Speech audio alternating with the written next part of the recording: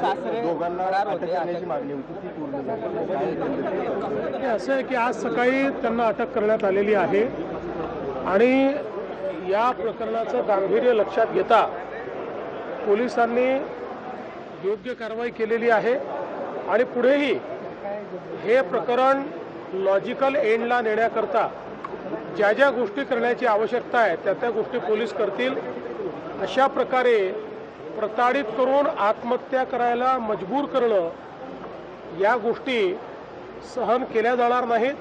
त्यामुळे त्याच्यावर जे काही कडक कारवाई करता येईल कायद्याने ती सगळी कारवाई केली जाईल. असं आहे की मकोका लावण्याकरता काही त्याचे नियम आहेत. त्या नियमात बसलं तर ते लागू शकेल, पण नियमात बसेल की नाही या संदर्भात आज सांगता येत नाही. त्यामुळे त्याच्यावर मी आज बोलू शकत नाही. मोठ्या सुनेच्या बाबतीत देखील आगवणे कुटुंबियाने असाच प्रकार केल्याचं आता समोर येत आहे.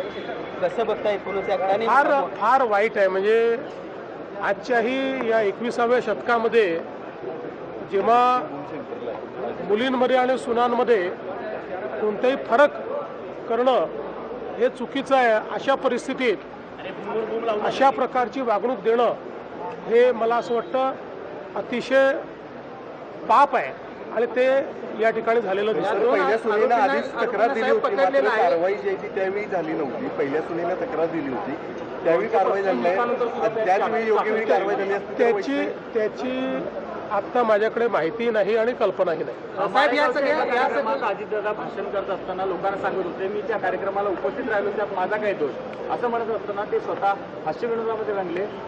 सरकार म्हणून गंभीर आहेत पण अजितदादा त्यामध्ये गंभीर नाही असं दिसत आहे. नाही, अजितदादा गंभीर नाही असं नाही.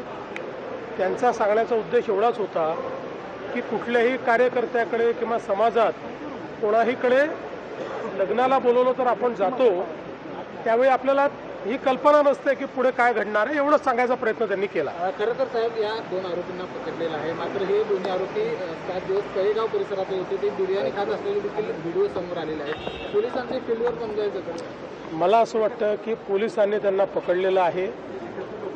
पोलिसांनी उचित कारवाई केलेली आहे. पुढेही पोलीस उचित कारवाईच करतील.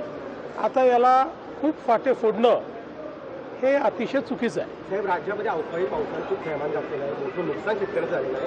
तर राज्य सरकारचं काही मदत वगैरे काही कशा पद्धतीचं नियोजन करणार? जिथे अवकाळी पावसाचं नुकसान होतं तिथे आपल्या स्टँडिंग ऑर्डर्स असतात. त्या स्टँडिंग ऑर्डरप्रमाणे त्याचे पंचनामे होतात आणि नुकसान भरपाई आपण देतो. राज्यभरातील कामगारांना एक सेफ्टी किट दिलं जातं, मात्र त्यामध्ये आता दलांचा सुळसुळाट झाला आणि प्रत्येक कामगाराकडून 1500 रुपये वसूल करण्यात येत आहे. असं दळांचा सुळसुळाट झाला वगैरे म्हणणं चुकीचं आहे, पण कुठे घडलं असेल तर कारवाई करू.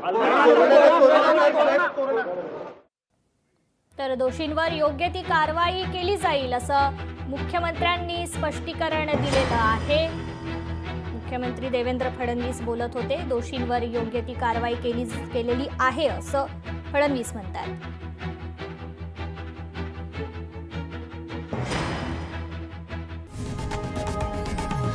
लोकशाही मराठी ऐका, पहा, जागरूक रहा.